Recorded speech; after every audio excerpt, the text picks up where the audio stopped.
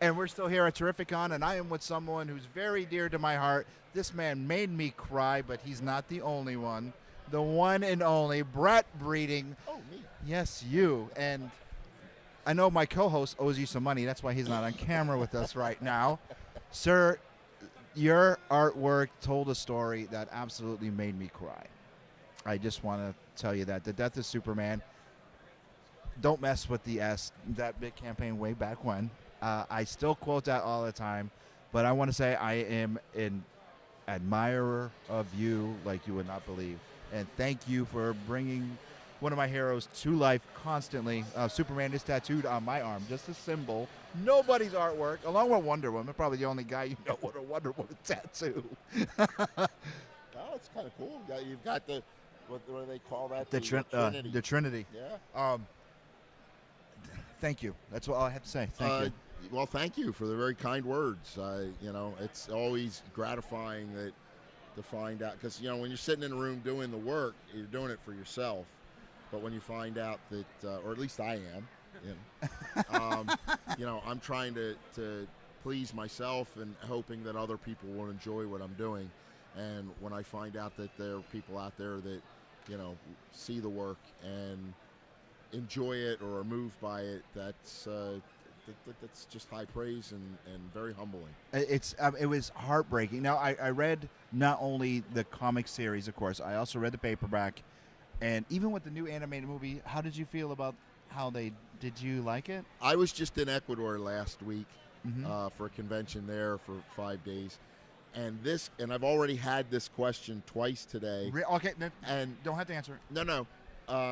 I can't answer it because I haven't seen it yet. Oh, really? So it's just funny because I wasn't prepared for it, because the thing, I think the Blu-ray just came out last week, and yet people in Ecuador had seen it, and I must have gotten the question more than a dozen times in 3 days. Really? And I'm like, where are these people? And of course it wasn't in English, it was all through translators. But and then again here, this is probably the 5th or 6th time since at the convention that people have asked me my opinion on that.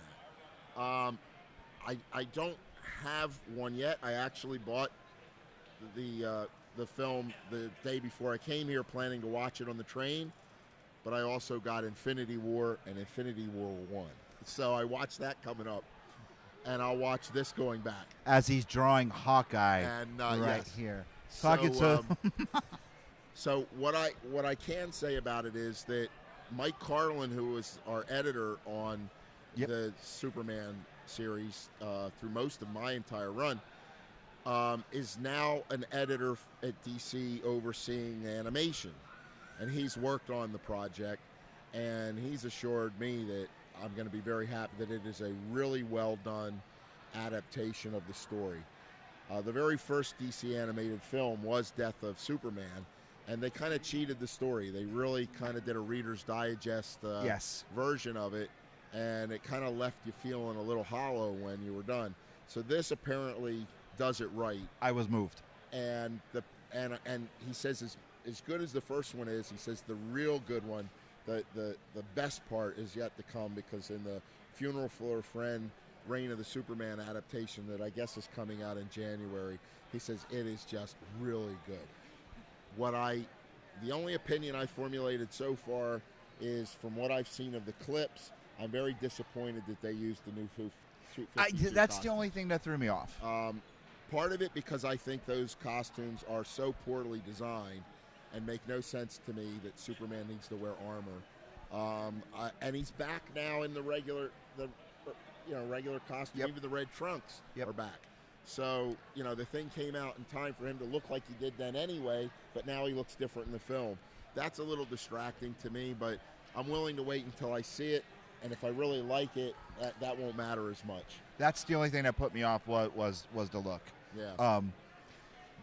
I was moved, not as much as what you worked on. That, just like I said, I bawled. I'm sitting at work. We actually had a live show. We do our talk show live in front of a live panel and audience, and one of the topics that we had was top 5 fictional deaths that affected you. My number 1 was Superman. I was reading the books at work. I was a machine operator at the time, so we had able to read, and I'm sitting there and I'm bawling. Coworkers are walking by. What the hell is wrong with him? I'm like, he's dead. I was literally crying. Now, then again, you're talking to a guy that cries at the end of Rocky 2. So You're an easy mark. yes, I am. I'm an easy mark. Well, someone was asking me earlier why I thought there was such longevity to the story. Because here it is 25 years later, and people still want to talk about it. Mm-hmm. I mean, most of the conventions I'm doing, people are inviting me because I'm part of the death of Superman. Well, it's history. And so it's still relevant. But why I thought it maintained that relevancy all this time. And my feeling on it is that, you know, Superman's been killed a half a dozen times over the course of his run. Mm-hmm. Other characters have died. I mean, I can't remember how many times Dr. Doom died, Reed Richards, Captain America, Wolverine. You'll always know they're coming back. Mm-hmm. And that's the story, the shock value of we've lost the character. What's different, I think, about what we did was the real story started when he died.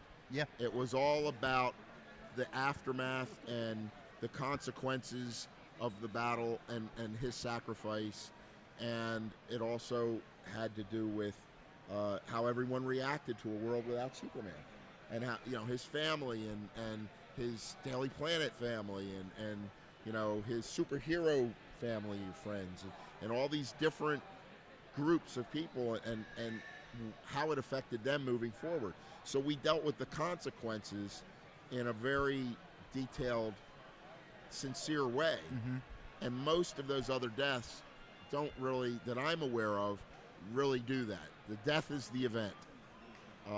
So if there's any reason that it stuck around, it's because that relevancy's been maintained by the fact that we dealt so much with what it meant. Mm-hmm. People remember what it meant when he went away because we addressed it. Well, I also think it was the creative team. The creative team. Without you, without your work, without Dan's work, without Louise's work, you guys put your heart and soul into it. And if it wasn't for, I believe it was the creative team that made everything possible, made it believable, made people care. And you guys just all knocked it out of the park. Well, the interesting thing about that period on Superman, I mean, I was talking to somebody again the other day. He was saying, oh, he just, you know, had worked on a book for 17 issues. And I said, I was on Superman, the Superman titles for 11 years. Mm-hmm. I says, you know, when is that ever going to happen again? And Mike Carlin created an environment of creative people that were some of the top talent in the industry, but weren't being really utilized elsewhere. They, you know, we weren't on X-Men or any of these high-profile books.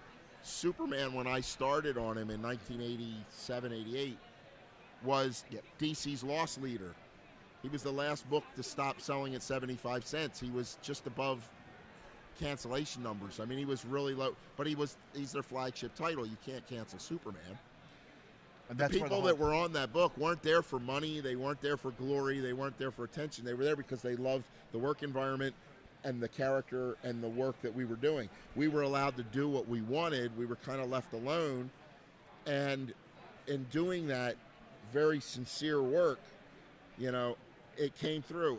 I think this is true. You'll hear this of comedians say this and actors and stuff, that, you know, when you're able to do what you want, you know, it comes through. People, mm-hmm. You find an audience, because if you're doing what entertains you, if you're doing what is sincere to you, other people, you know, but if you keep trying to do something that you think is going to sell or what the audience wants, mm-hmm.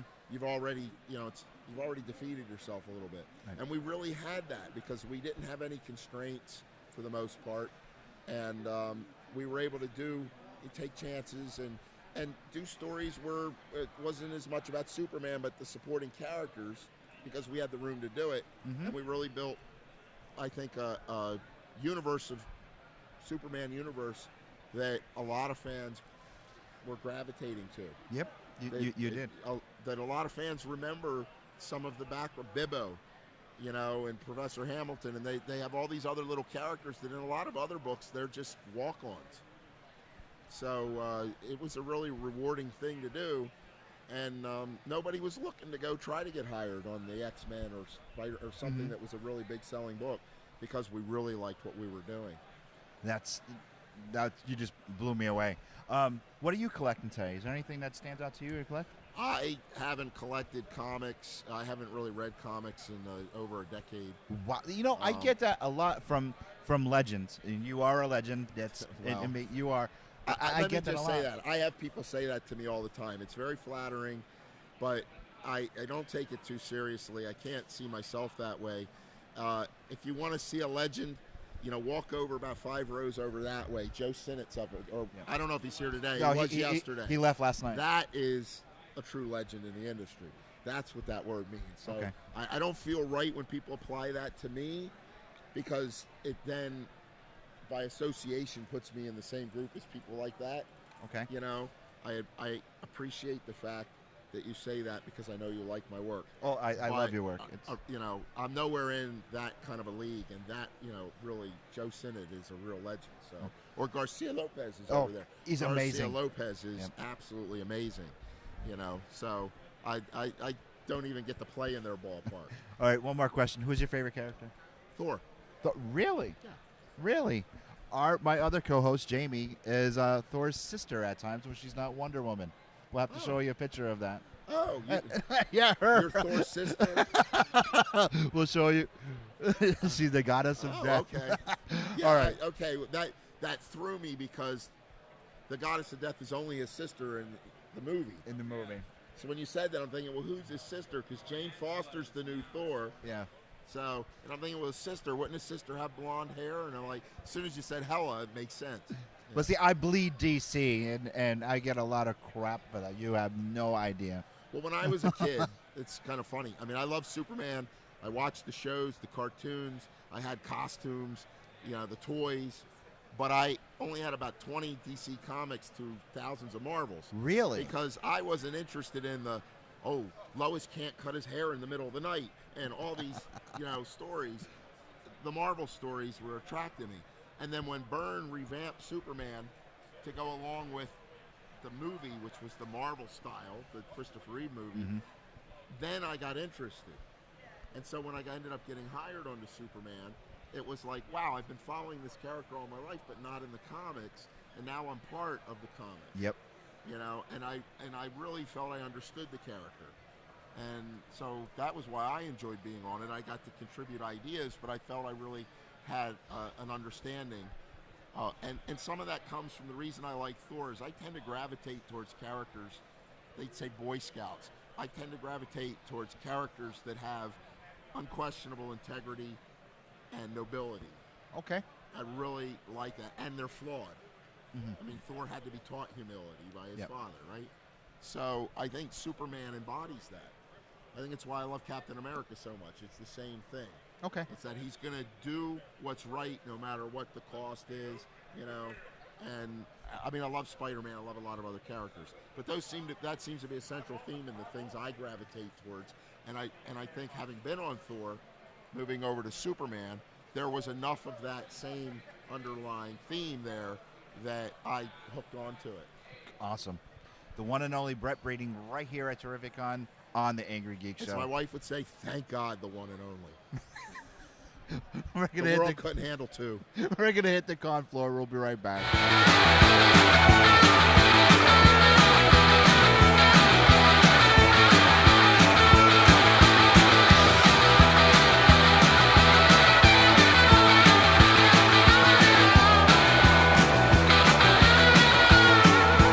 Welcome back to TERRIFICON.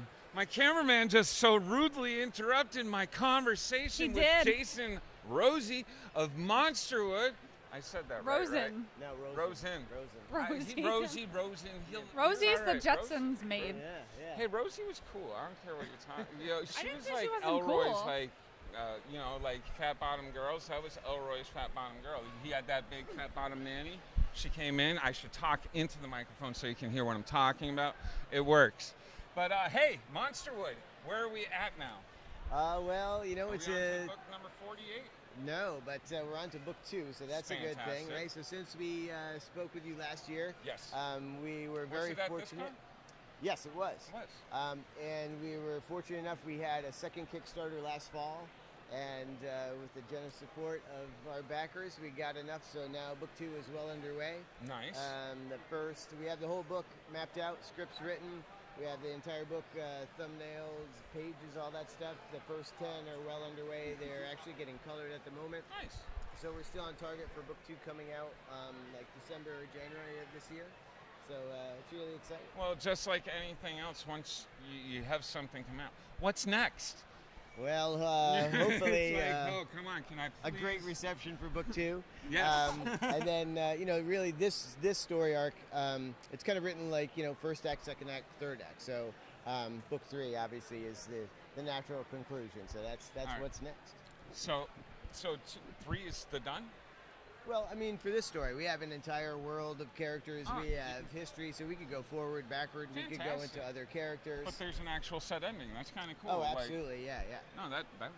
Because for a person like me, I sit there and I love indies. Love you guys. It is a long time between issues, and I understand. I really do, but it is painful, especially when you really enjoy a story. I just want to keep going. Exactly. It's like old school when we had to wait like 2 years between one Star Wars and the next Star Wars, exactly. right? It wasn't like one every 6 weeks. So, and we understand it's starting to that. show why we don't need them every 6 weeks. Exactly. But yeah, I mean, I understand exactly what you're saying. As an indie, it's tough because, you don't have the backing of these big corporations, and you have to self-promote and self-publish, and at the same time the quality has to be there because you can't put anything in Monsterwood. If you guys are gonna pick this up, the quality is there. It's a hardcover book, first of all. Fantastic. It's beautifully drawn. The art is amazing in it. And you can pick it up at Skinwalker Studios. We got a .com? Monsterwood.com is now live. That's really easy to and do. the art, I wish I could claim the art for myself, but I can't. The art really is can't. by the amazing Steve Ellis. Steve Ellis, you probably know his work for Marvel, DC, as well as done a lot of indie stuff. He's been nominated ridiculous. for multiple Harvey Awards, including against Klaus Janson from Daredevil fame and everything. I mean, one of the best inkers in the world. So Steve is fantastic. So the story and the world, the characters, the concept designs, all that stuff is me, and then Steve illustrates, and we collaborate on filling out everything in between the two worlds. Toughest part about bringing an indie book, besides the funding, what's the toughest part? I think just getting people to know that we're out here, you know what I mean? And then because you're not under the roof of Marvel or DC, how do you get somebody to actually dive in and read the story? Because I feel strongly that if somebody reads a story, they're going to be hooked, and they're going to want to know what comes next.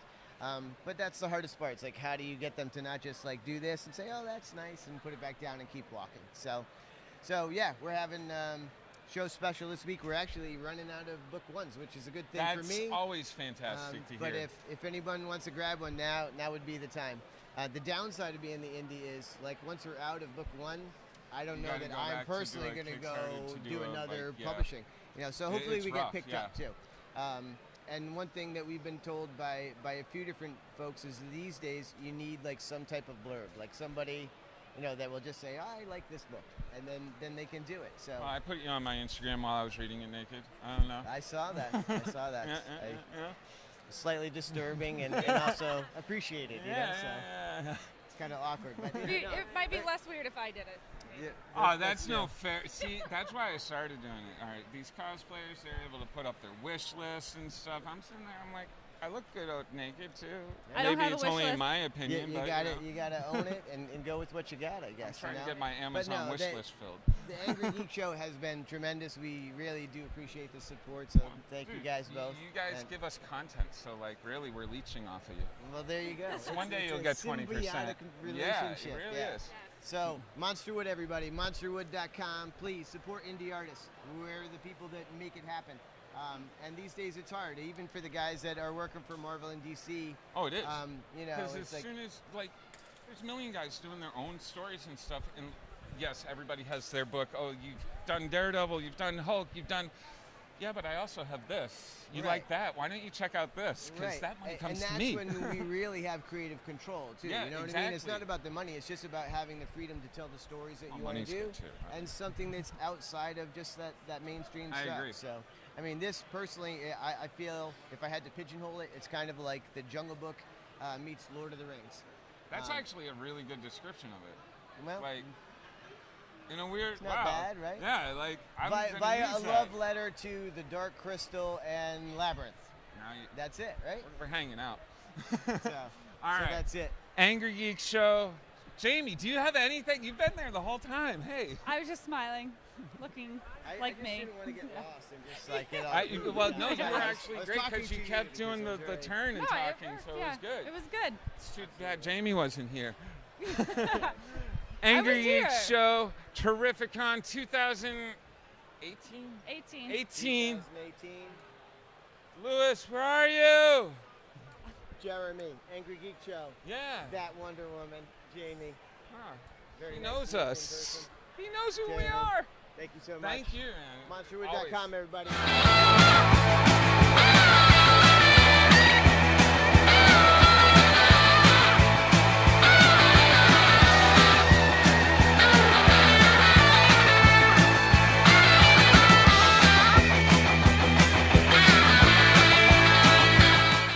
Hey, welcome back to the Angry Geek Show. Jar Jar Jeremy here with Big Daddy Lewis, and we're talking I'm to not Don Big Daddy. Griffin of I'm going to say this wrong, but I'm hoping Zorfbert and Fred. I said it right. I lied. I'm not Now, going to say it right. I'm going to say What are you that's gonna Zorfert and that's Fred. Am I correct? Boom. You know why? Because I do my research. Don, what can you tell us about your stuff? Well, thank you. You're welcome. And you I did knew her get you name. did get the phrasing right. Very yeah, good. Right, yeah, Very look good. at us. Look That's at that. job done. I'm out. Get back here, you. All right. Mic drop. We've done that too many We've times. done that where it's many. gotta stop Yeah, doing that. and our network got yelled at us because we broke microphones. Yeah, that was weird. Somebody actually, somebody at Yeah, they last actually con give almost us broke a this camera. $1,000,000 Anyway, cameras and so stuff. what can you tell us a little bit about your stuff? Okay, well, Zorfbert and Fred is about two aliens disguised as dogs, and they're here to study as humans, humanity in general. But really, they're just here to make fun of us. We kind of deserve it. So it's based on Lewis and Jeremy of the Angry Geeks at Comic-Con. And then we come across our co-host, I got my Jamie 20%. Dolan, who tries to keep us in line. You stole our gimmick. Yeah, I've been watching you guys for a while. Thank you. Yeah, we appreciate the Yeah, support. We yeah. appreciate the support. So, bullshit. Books. You got books. You got plushies. You got everything. Dude, this is amazing. Well, thank you. Yep, the 4 books, and actually I did a Kickstarter with a fellow con-goer that I met. She's a seamstress. Her name's Gina, and Super Sock Shop is her company. And I worked with her doing Kickstarter, and it was great. 2 artists working together, and we pulled it off, raised a lot of money, and now she's making these things for me for like 2-3 years now. Tell Jeremy stop being Freddie Mercury. What are you doing? What are you doing? I was singing for you. How long has the book been around for? About 10 years, the series. Yep, She does the art and writing? indeed. Yep. Look at that. She is the talent. She's the Most Grand of these Slam people right there. just That's why she write. does it. That's You know, not talent. we go over there, we talk to a lot of artists, and they're like, well, all I do is write. And we're like, all right, we want to talk to the artists. And we talked to the inker. We had a letter us on. That was kind of boring. You're the double whammy. You're the Grand Slam. You're everything. You'll even impress me even more. Who makes the plushies? You? No, that'd be Gina from Ah, Super damn Sock it. Shop. Ah, wow, there goes everything. So let me ask you a question. When you're at a con, what do you enjoy the most? I mean, do you ever geek out at a certain celebrity or run up to him and say, here's my book? Do you ever do anything like that? Actually, no, I'm not big into the celebrities. If I meet another someone that inspired me, another comic artist or someone, it's rare. But I might meet them, and that might be awesome. But what I love is when someone that I've sold a book to, maybe a kid's bought one of my books, and they come back and buy more, and they give me fan art that they've drawn of my character. That's awesome. That's definitely cool. That just makes everything so worth it. All right, where can we find you on social media? You can find me on Twitter, DGriff Studios, or thank you, Yeah, thank you. just movie Yeah, magic that right works. That works beautifully. Or on Facebook, just look Don Griffin Studios is where you can find me. Just Google it; it'll work. There you go, Jamie. Jamie. Nope, it's Jeremy. Where's Jamie? I don't know. Jeremy, you have anything to say? No, I'm going to go buy the book, though. Go buy the book.